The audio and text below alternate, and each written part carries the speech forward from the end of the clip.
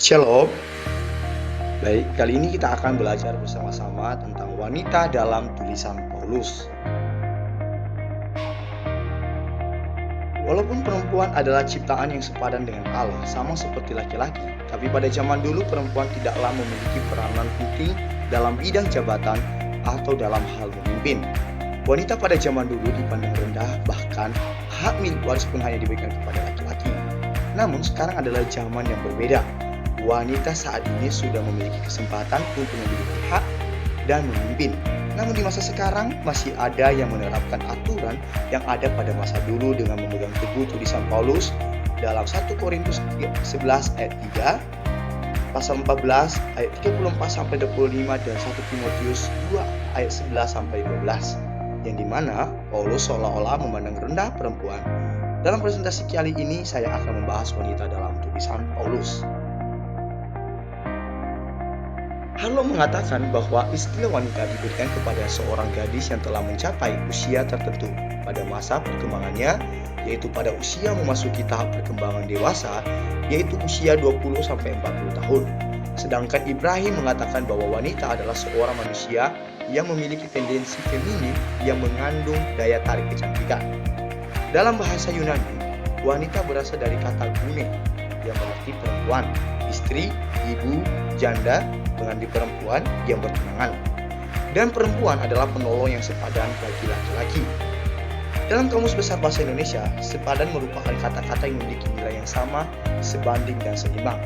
Nah, dapat kita simpulkan bahwa istilah wanita digunakan untuk perempuan yang sudah dewasa dan juga adalah ciptaan yang serupa dan segambar dengan Allah seperti laki-laki.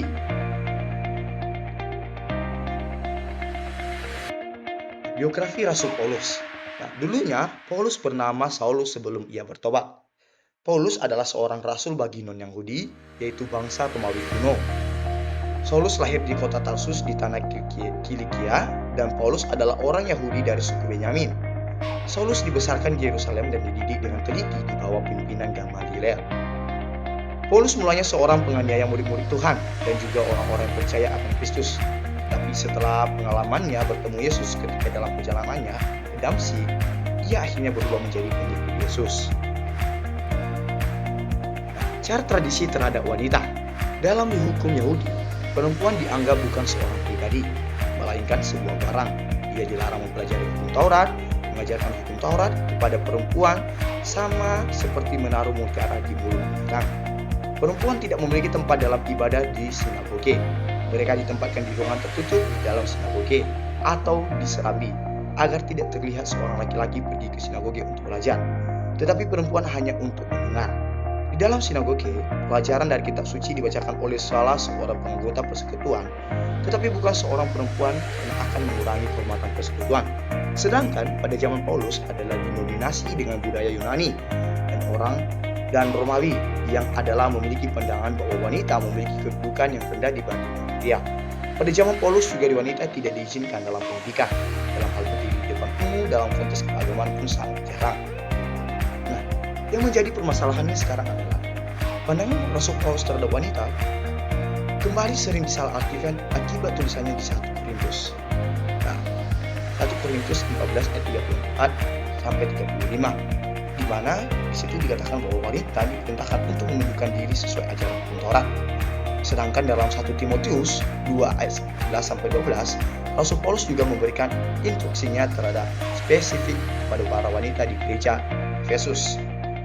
Di mana perintah ini seakan-akan membatasi keterlibatan wanita setidaknya dalam dua hal, yaitu mengajar dan untuk memerintah di dalam gereja. Pandangan Paulus tentang peran wanita dalam gereja. Yang pertama, dandanan dalam ibadah. Paulus memberi petunjuk di dalam Korintus bahwa wanita memiliki peran dalam ibadah. Paulus membahas bahwasannya wanita harus memakai tudung untuk menutup kepalanya saat ibadah, memakai tanda wibawa di kepalanya, dan sikap yang benar saat datang kepada Tuhan. Yang kedua, tugas dalam pelayanan. Kepemimpinan seorang wanita di dalam pelayanan. Paulus mengakui peran wanita dalam pelayanan. Beberapa wanita dalam kitab Roma mendapat pujian dari Paulus betapa tangguhnya wanita dan rela berkorban di dalam pelayanan. Nah, di sini kita dapat melihat bahwa Paulus memberikan pandangan bahwa wanita memiliki peran dalam gereja, bahkan ibadah. Seterusnya, pandangan Paulus tentang peran dalam wanita dalam keluarga. Nah, kita tahu sendiri keluarga adalah persekutuan hidup antara ayah, ibu, dan anak-anak. Inilah yang disebut dengan keluarga kecil atau keluarga inti. Keluarga pertama di dunia ini dibentuk oleh Allah sendiri, yaitu keluarga Adam.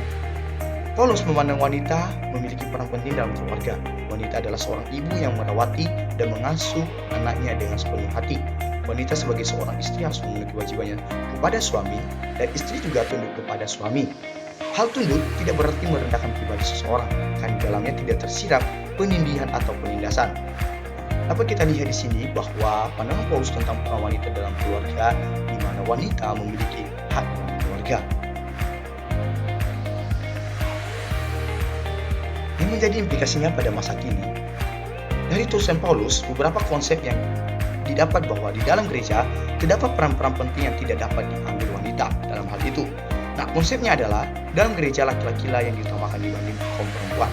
Nah, kita harus kembali melihat konteks dari hal tersebut, di mana hal ini terjadi karena konteks pada masa itu, di mana Rasul Paulus melihat masalah yang terjadi pada masa itu, sehingga ada suatu larangan, yang di mana Rasul Paulus mengikuti budaya pada waktu itu. Nah, sedangkan kita sekarang berada di masa yang sudah berbeda. Untuk masa sekarang, kita tidak ada masalah bagi gereja untuk memperbolehkan perempuan untuk mengambil bagian dalam sebuah pelayanan. Walaupun masih ada sinode-sinode atau gereja-gereja yang belum memperbolehkan perempuan untuk berkhotbah atau memimpin sebuah gereja, karena mereka masih mengikuti ajaran tersebut. Nah, yang menjadi kesimpulan bagi kita bahwa dalam pelajaran ini, berdasarkan tulisan Paulus, dapat disimpulkan bahwasanya Paulus sangat menghormati wanita dan tidak membeda-bedakan antara pria dan wanita. Jelas tertulis dalam Galatia 3 ayat 28. Hal ini dibuktikan dengan beberapa pujian yang Paulus sampaikan dalam suratnya. Nah, kita juga tahu bahwa dalam pelayanan Paulus juga memiliki rekan sekerja wanita.